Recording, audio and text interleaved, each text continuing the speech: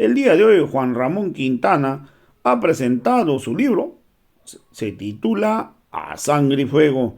También mencionó que la unidad de las organizaciones sociales ha sido importante para lograr la nacionalización de los recursos. Ha dicho que este libro que presenta Juan Ramón Quintana responde pues a la soberbia que tiene la derecha. Es una manera de responderle. También ha dicho Juan Ramón Quintana que hoy día pues la prensa tiene mucho poder, ¿no? Y lamentablemente utiliza ese poder para difamar al pueblo. Vamos a escuchar pasajes del mensaje que dio el día de hoy en esta presentación de este libro a Juan Ramón Quintana. Quintana, quien ha sido además un sociólogo, nombrado de Bolivia, bien convencido, daría la vida por este país, también ministro de presidencia en 3 ocasiones y ganador de la República Boliviana en Cuba también. Muchas gracias compañera. Muy buenas noches, compañeros y compañeras.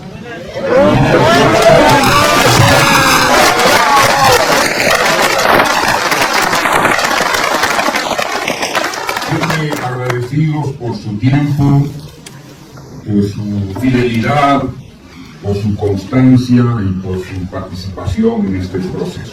Muchas gracias a todos, un gran abrazo a todos y cada uno de ustedes. Agradecer particularmente a nuestro compañero Evo, presidente del instrumento político. Muchas gracias.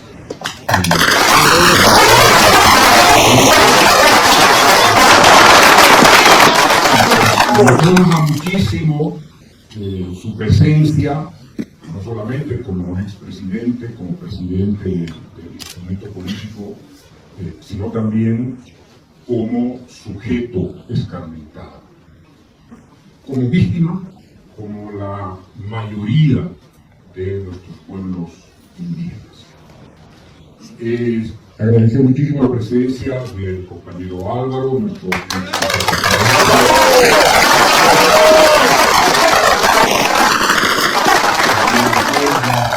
presencia, su participación acá, agradecer a Pablo por su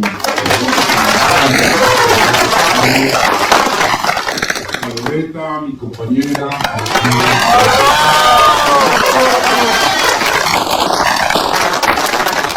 quienes han contribuido de manera anónima, silenciosa a este libro. Este libro es una construcción también colectiva, no voy a citar los nombres, no tarda mucho tiempo acá. Pero Evo quería más bien tratar de explicar no solamente las razones, sino el contenido mismo del texto, siguiendo el hilo de Pablo. Y es que este es un libro que de alguna manera nació antes de lo que nos comentó Loreta. Este es un libro que nació en estos diálogos entre Evo y yo, durante nuestros vuelos en avión, durante nuestra participación en concentraciones, durante el trabajo de Evo. Esta es una idea que nació de estas discusiones, y era una idea que anticipaba de alguna manera el corolario del 2019, ¿no? De alguna manera, Evo, intuíamos que la derecha, que el imperio no se iba a quedar con los brazos cruzados frente a tamaña osadía de emprender un proyecto de autonomía política de un pueblo que había sido sometido más de 500 años a la opresión colonial. Ningún imperio, ninguno, a lo largo y a lo ancho de la historia, se ha dado el lujo de perdonar a los súbditos. Siempre se han comportado como verdugos, empleando el miedo, el terror, utilizando todas las formas inimaginables de violencia para poner límite a los súbditos, a los indígenas, a los subalternos.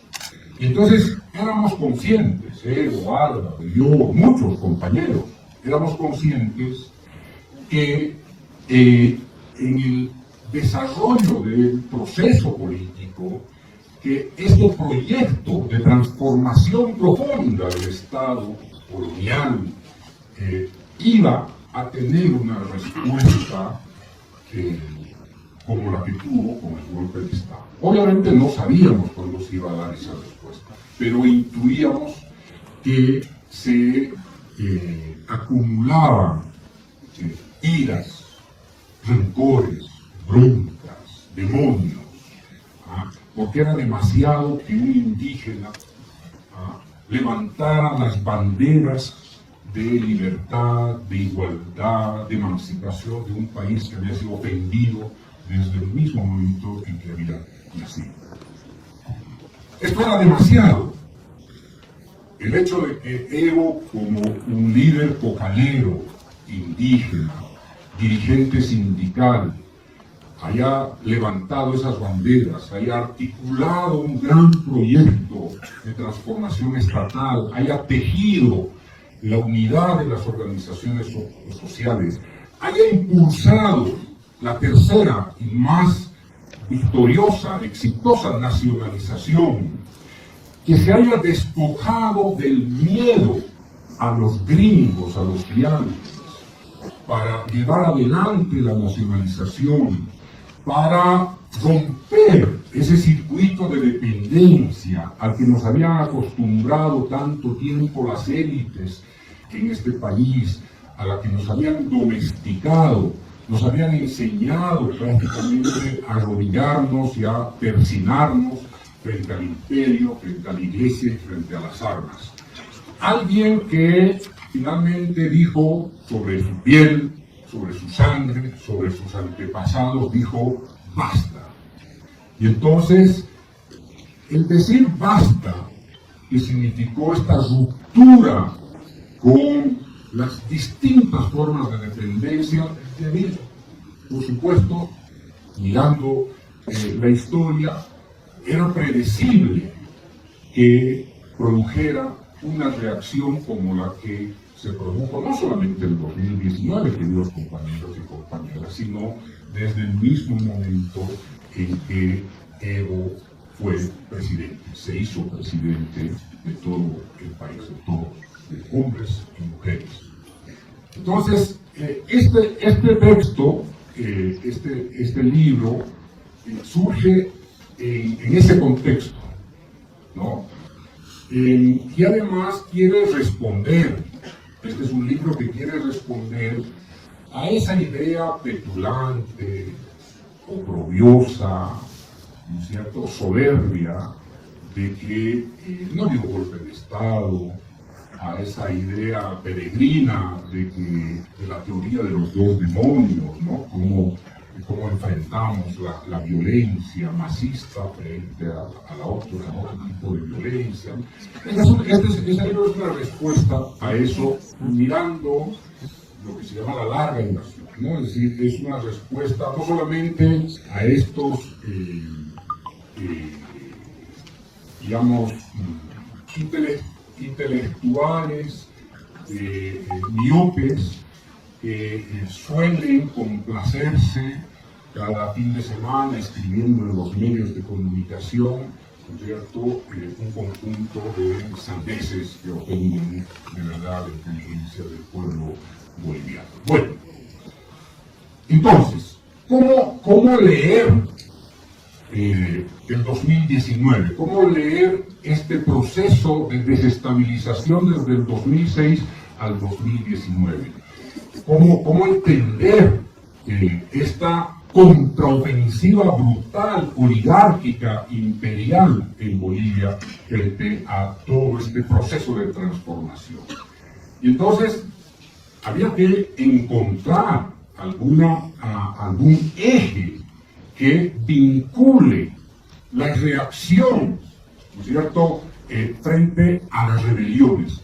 Había que encontrar alguna pauta que explique qué ocurre cuando hay una gran rebelión con el poder constituido.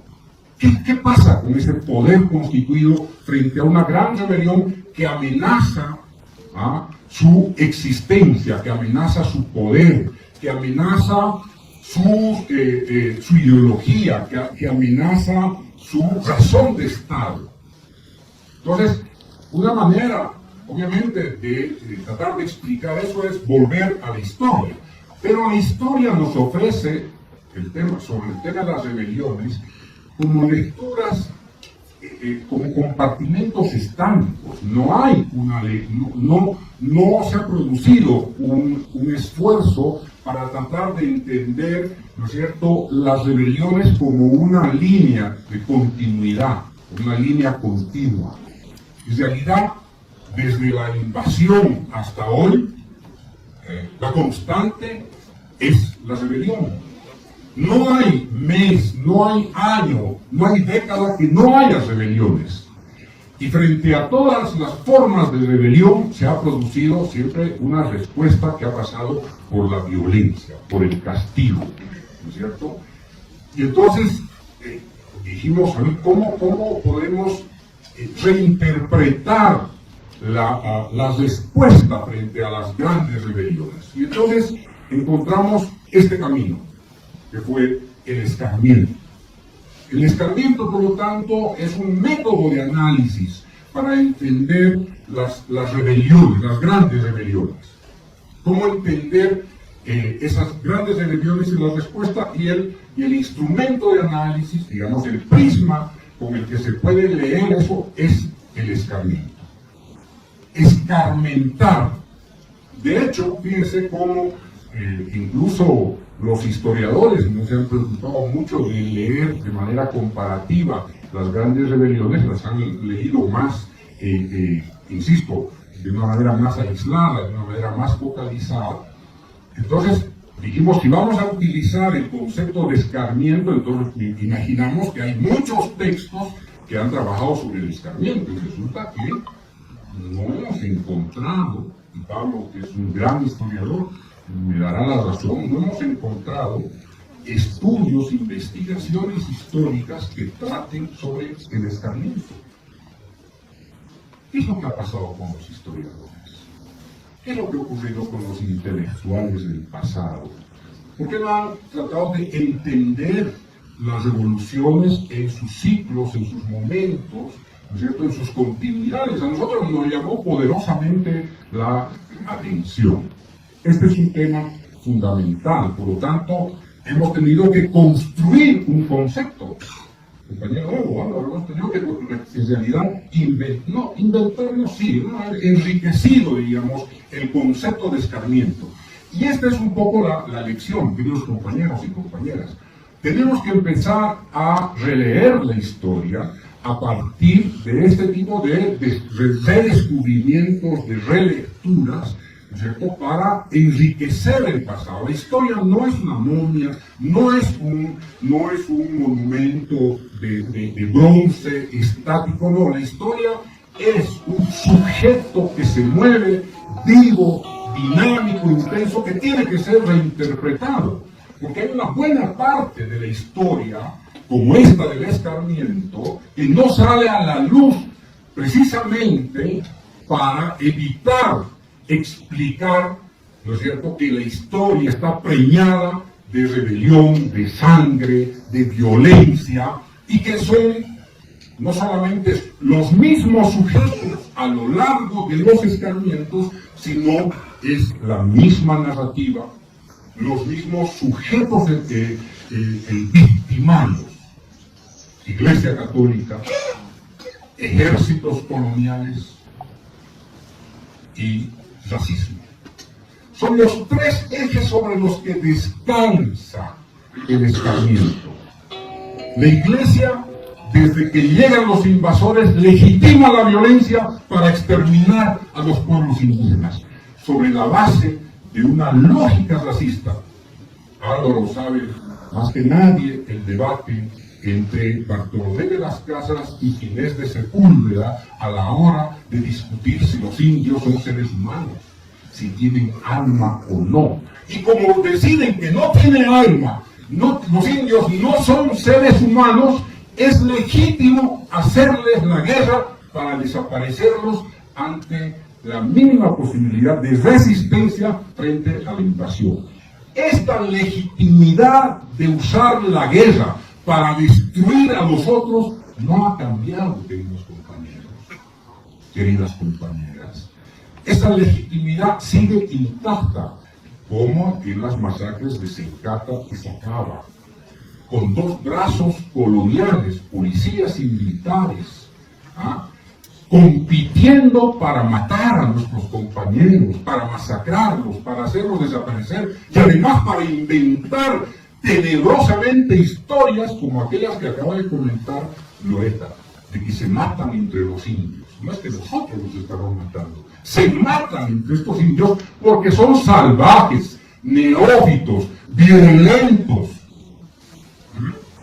Entonces, esta tríada en la que se sostiene el poder, la razón estatal, la razón del poder, iglesia, armas y racismo, se ha mantenido. Se mantiene con algunas variaciones en las prácticas de la violencia. Siglo XVIII, descuartizamiento, atrocidades, corte de lengua, descabezamiento, colocar la cabeza en la picota para que la gente vea que así se castiga a los rebeldes que se rebelan contra Dios y contra el rey. Siglo XX lo mismo, siglo XIX, siglo XX lo mismo, en todas las represiones militares. Y siglo XXI, con la mayor impunidad. La iglesia legitimando la masacre, la violencia contra los indios. El ejército y la policía reproduciendo las viejas prácticas de los ejércitos coloniales y el racismo. El motor del escarmiento es el racismo. Y aquí este es un texto que explica parcialmente eso.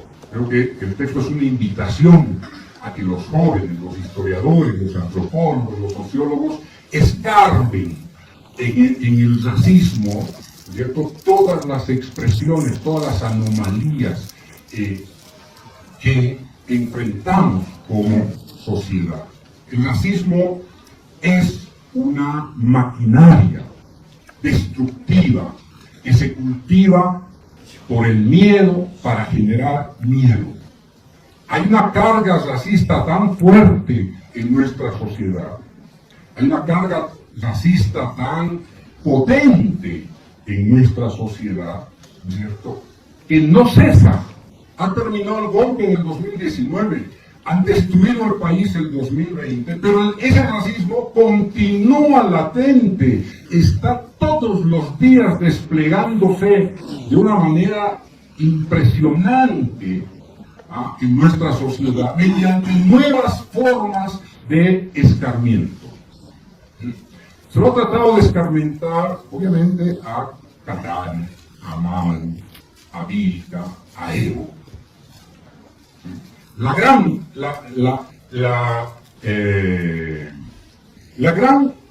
podríamos decir, lección de este duelo entre la violencia escarmentadora y los indígenas es que ninguna forma de escarmiento hasta hoy ha sido exitosa.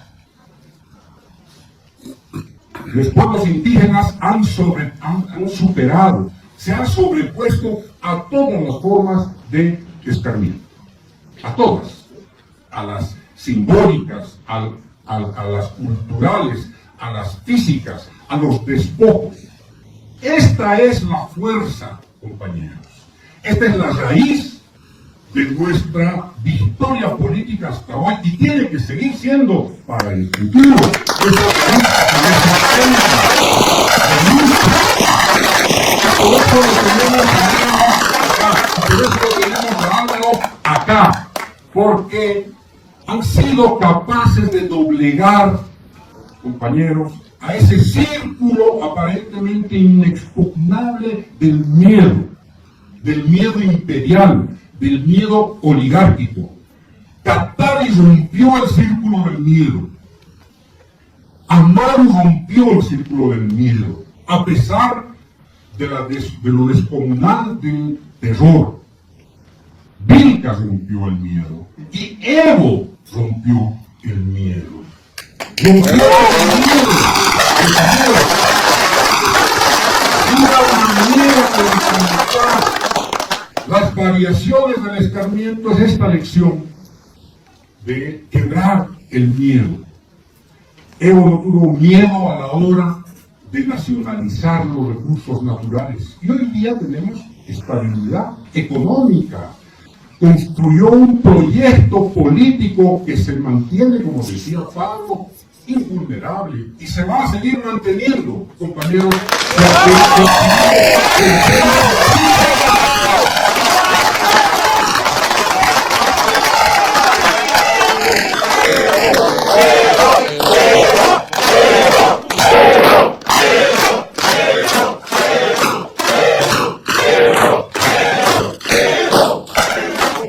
Pero ¿quiénes son los que rompen el miedo?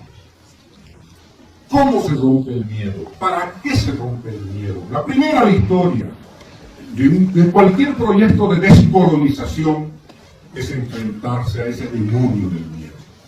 Y empezamos a enfrentarnos a ese demonio del miedo. Y Evo es eso.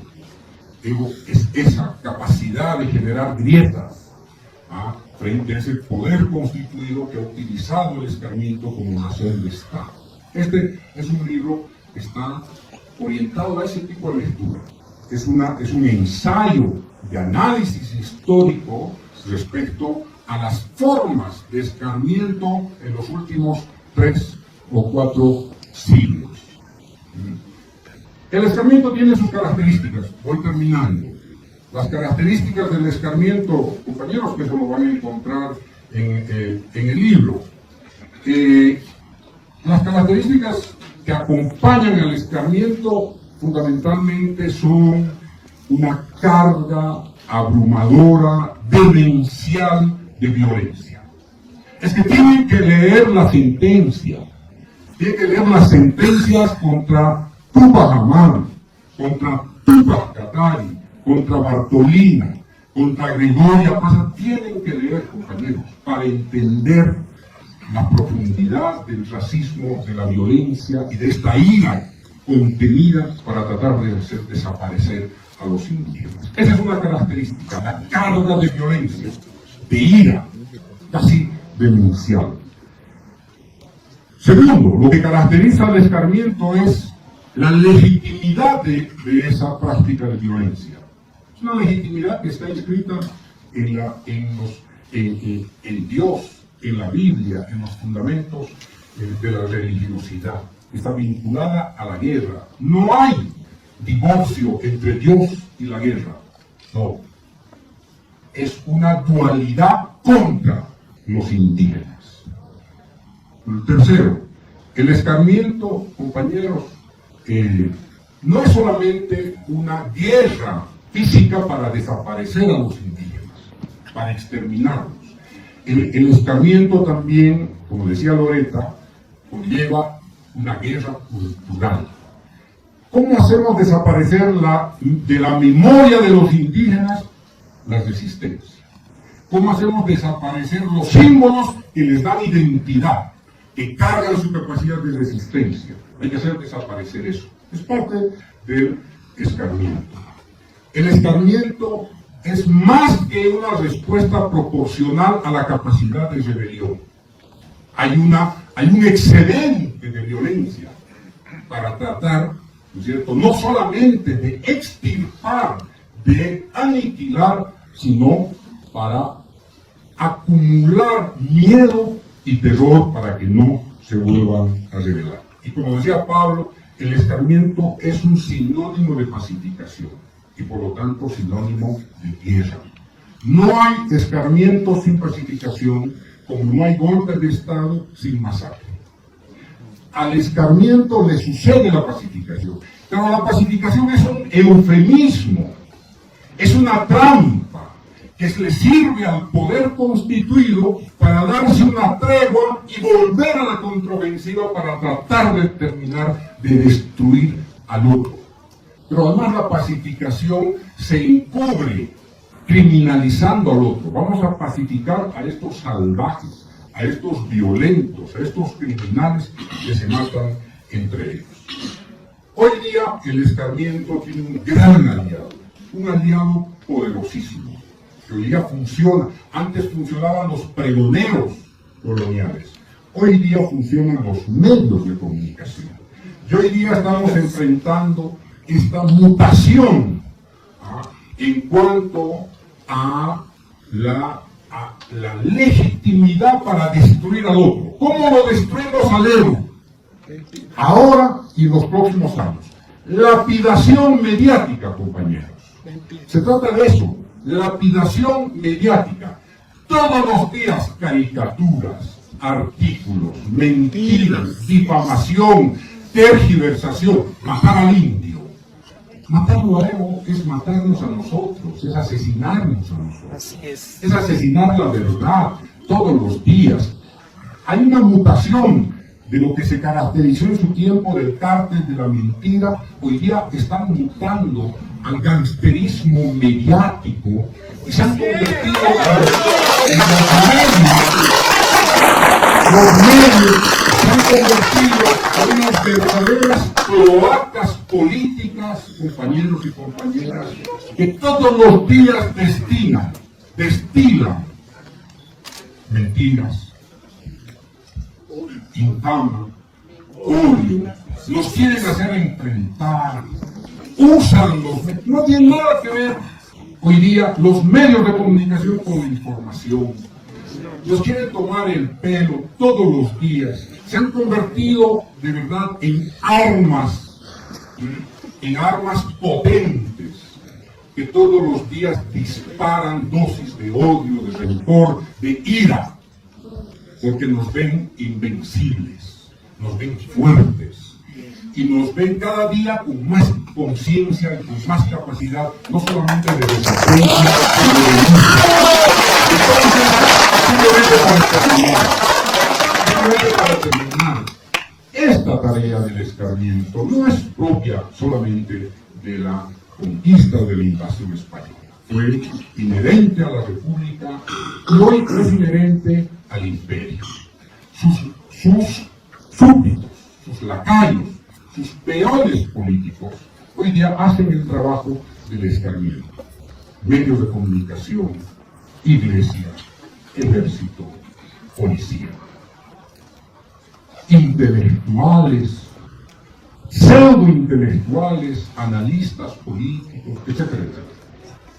Esto no ha cambiado, fíjense, no ha cambiado los sujetos, los discursos, los actores, los escenarios y las víctimas. No ha cambiado. Lo que tiene que cambiar, compañeros, es nuestra capacidad de conocer la historia. Nuestra capacidad de entender y de volver a leer la historia en clave de liberación. No esta historia que el Pablo critica, la historia lineal, esta historia de los episodios, de los personajes, ¿no es cierto? Esta historia señorial. No, esta historia de la rebelión. ¿Cuántas veces han intentado matar a Evo? ¿Cuántas veces han tratado de matar a Álvaro? ¿Cuántas veces han tratado de darnos golpes de Estado? ¿Cómo se han resistido? ¿Quiénes han resistido? ¿Desde dónde? Territorios, sujetos, discursos, personajes.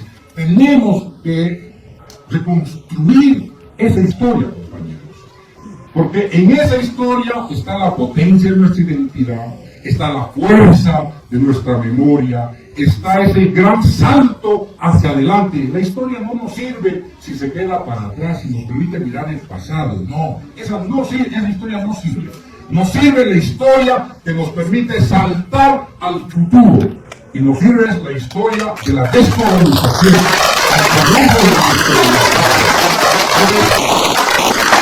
La descolonización no es un decreto, no es un programa, no es un viceministerio. Finalmente, la descolonización es la gran batalla cultural para terminar con el escarmiento. Esa es la gran batalla cultural. La descolonización es sinónimo de revolución cultural, compañeros. En eso consiste la descolonización. Porque si vamos de a pasitos, si vamos descolonizando la palabra, descolonizamos el símbolo y mañana descolonizamos, nunca vamos a terminar de construir otra patria, otro proyecto. Descolonización es revolución. Y es la revolución más radical que tiene que perseguir una sociedad. Hay que radicalizar la descolonización y no le tengan miedo, compañeros y compañeras, porque aquellos que tienen miedo son derrotados, son víctimas de su propio miedo. El miedo los derrota, incluso sin que se mueva el verdugo. No estamos aquí para seguir soportando más miedo del que nos impuestaron.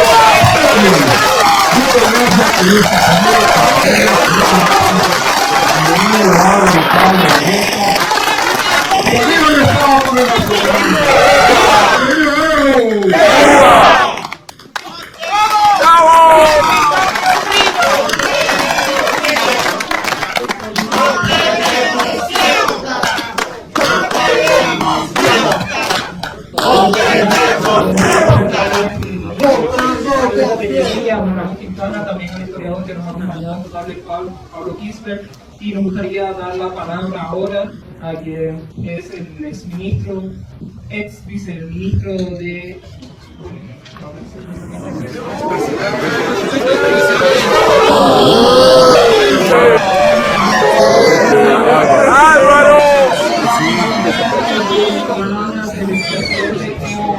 alguien que yo particularmente no tengo palabras para definir, seguramente cada uno de nosotros tiene una